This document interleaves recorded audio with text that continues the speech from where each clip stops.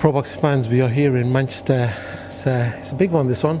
Jack Catterall, Harlem Eubank with me, one side of that in Harlem Eubank. Harlem, how are you, sir? How's things? Very well, man. Ready to put on a display, and this is the biggest stage, I'm ready to put my name up there, with the world champions and get the big fights, that I've been calling for, and win a world championship. And Jack Catterall is in my way on July 5th, and I will clear the path.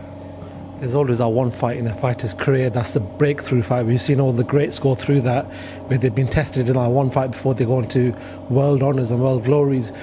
Like you said, Jack Catterall is that guy for you that's in your way to push on and fight them big boys, possibly overseas. This is the guy that holds the keys to them huge fights, and we believe he's the best over here in the UK, and they're the fights that I want. I need this type of fight to open the door to the world champions over in the US, and I'm ready to go in there and put on a display on July 5th. In regards to styles, you're not similar, but you do have certain characteristics which are similar between you two. He's a good mover, you're a very good mover as well. You can throw hands, he can throw hands at the same time. It's going to be an interesting pick and fight for the boxing fight fans. Jack Catterall goes into this as a favourite because of experience and everything else, but how do you ensure that you stop that from people that are saying Jack should win this fight on paper? They can say what they want, because everything changes when the bell goes. I'm not fighting a man that's, I'm not fighting his accolades and achievements or, his previous opposition. I'm fighting that man.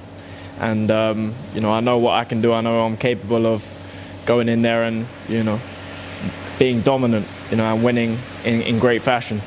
I know I'm capable of that, and that's what I'm ready to do.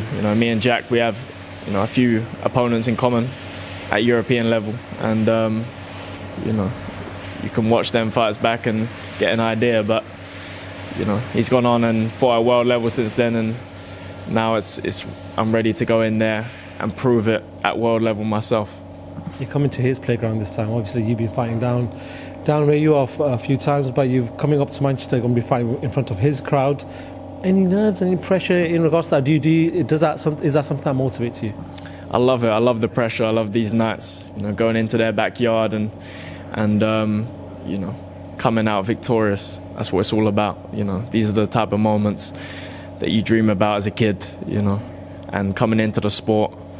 These are the type of nights, that I was motivated by, to commit 9 years to the sport, day in, day out, to perfect my craft, and now go in there and deliver a performance that takes me to world title opportunity. Jack Catterall is the guy that's in my way.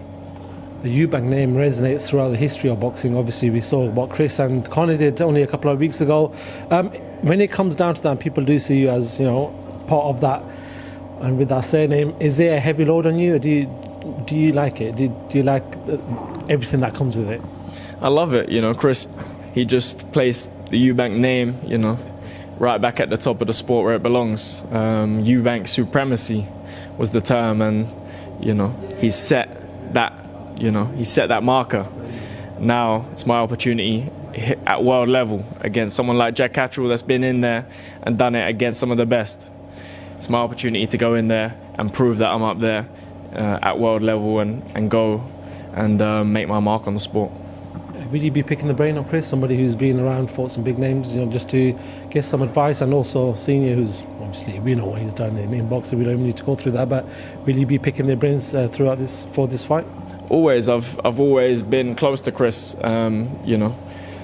on these big nights as well. So I've been soaking up that experience, just being with him, being close to him as he goes into them big fights, them big nights, that really kind of garner that attention, and even being close to him, you soak up that experience. But no, I'm always picking his brains, and senior is always dropping his wisdom on me. So it's a great thing to have so close coming into a big fight like this. Yeah, just final two before I let you go. How is Chris, first of all? Obviously, we've seen him do a podcast with Steve Butler, which has done massive numbers. I'm sure everyone here has probably seen it, but talking to him as his cousin and, his family, how is he getting on? How's life for him? He's good. He's enjoying the fruits of his labour, and he's the people's champion now. He's enjoying going and speaking to everyone. He beat the guy that tried to cheat the sport, tried to cheat the people, and he went in there and put on a dominant display. And as a result of that, he has now garnered the love of the people, and that's what it's all about. Obviously, rematch talks are taking place. There's already obviously things in the background, but from what you hear from Chris, is that something that he wants? I know, like, look, there's a big event, but we saw what he had to go through to get to that event.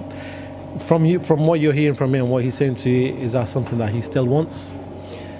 Potentially, because it's right there. I think it's easy to do, but I'd like to see him go on and fight Canelo.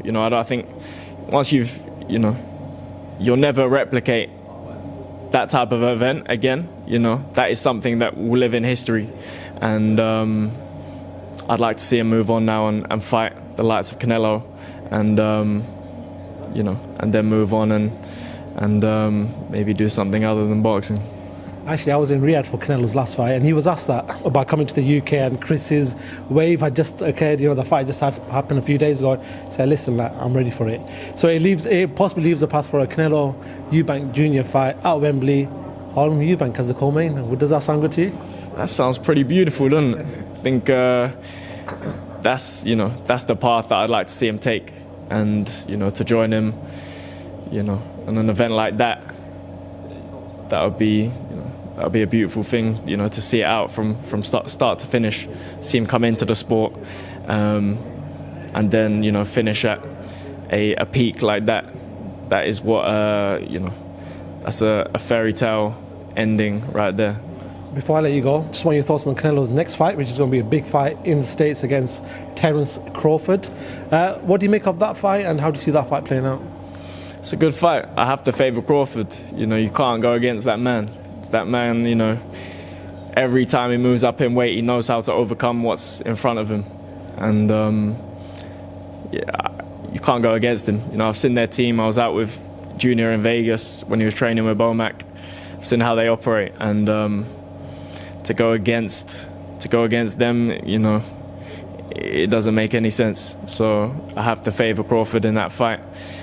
It's all about technical ability, and I think he's still got that hunger and desire, and I'm not sure Canelo has it anymore. Did you get an opportunity to spar Crawford whilst you were out there? Was it just you just looking over and see what's going on?